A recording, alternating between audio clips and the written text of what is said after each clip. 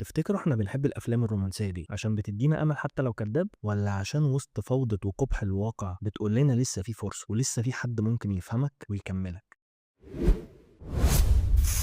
اهلا بيكم في حلقه جديده من برنامج ريل دراما. حلقه النهارده هنتكلم فيها عن افضل 7 افلام رومانسيه من وجهه نظري. رقم 7 معانا في قائمتنا هو فيلم ذا فولت ان اور ستارز. قصه الفيلم بتدور حوالين 2 مراهقين بيصارعوا المرض. الفيلم بيسالنا طول الوقت عن معنى الحب وعن الوعد وعن جدوى وجودنا اصلا في الحياه، وهل المرض يمنع الانسان انه يحب ويتحب؟ لكن السؤال الاهم، هل الحب دايما منصف؟ ولو كان حقيقي هل بيكون كفايه؟ رقم 6 معانا في قائمتنا هو فيلم تايتانيك. الفيلم بيقول لنا ببساطه ان الحب الحقيقي مفيش شيء يقدر يمنعه، لا فوارق ماديه ولا اجتماعيه. رقم 5 معانا في القائمه وهو فيلم روميو اند جولييت، تحفه باز ليرمان. باز ليرمان في الفيلم ده عمل معالجه عصريه مجنونه جدا لواحده من اجمل قصص شكسبير. الفيلم ده حول التراجيديه الادبيه الكلاسيكيه لصوره معاصره مجنونه، لوحه مسرحيه، الوان صارخه وكادرات سريعه، كل مشهد كانه لوحه من كتاب حب وتمرد على الواقع وعلى القيود وعلى كل شيء ممكن يمنع الحب ده. انا بحب الفيلم ده لانه عمل تضاد عنيف بين اللغه القديمه الكلاسيكيه وما بين المعاصره الشديده، في الالوان وفي المونتاج وفي الاكشن وفي الحركه وفي المطاردات، ويمكن دي الحاجه اللي بتميز اصلا باز ليرمان. رقم 4 معانا في القائمه وهو فيلمي المفضل سويت نوفمبر.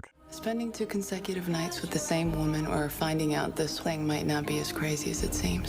You defy every law of nature I know. الفيلم بيكلمنا عن نيلسون، رجل الدعاية والإعلان الناجح اللي حياته كلها شغل وبس، شخص عنده جمود في مشاعره بشكل مبالغ فيه. ونيلسون هنا بيمثل الواقع الجديد اللي احنا عايشينه، اللي اتفرض علينا كلنا، الحياة اللي بلا روح، مجرد جري وجري وجري لمجرد انك تبقى ناجح بمعايير المجتمع. في المقابل شخصية سارة شخصية عفوية ومجنونة، بتعمل أي حاجة بتخطر على بالها، عايشة اللحظة بلحظتها كأنها آخر دقيقة في عمرها. ولما الشخصيتين دول بيقعوا في بعض بيحصل تضاد عنيف جدا، والفيلم بيطرح شوية أسئلة حلوة جدا. هل الحب ممكن يكسر الجمود والبلادة اللي احنا عايشين فيها؟ هل جاذبية سارة وحياتها اللي مش مفهومة هتجذب نيلسون من العالم الموحش بتاعه ليها، وهيقدر يعرف يعني ايه فعلا معنى الحب، ولا مفيش فايدة؟ الفيلم ده بالنسبة لي من أكتر الأفلام اللي نهايتها مؤلمة اللي أثرت فيا بشكل كبير. رقم 3 معانا في القائمة وهو فيلم ذا نوت بوك. الفيلم بيقول لنا إن الحب مش بس شعور، ده ذاكرة بتتبني، ولما بتتكسر الحب بيحاول يبنيها من أول وجديد. وده اللي بيخلي الفيلم مش بس مؤثر، ده رسالة حب صادقة جدا لأي حد مر بشعور الفقدان أو خايف منه. رقم 2 في القائمة وهو فيلم برايد اند بريجديس. رائعة جين أوستن العابرة للعصور. الجميل في الفيلم ده إنه كان مخلص جدا للرواية. الفيلم مش بس بيحكي عن قصة حب، ده بيحكي درس في الكرامة والتواضع والتغيير. الفيلم بيقول لنا إن الحب الحقيقي مش لازم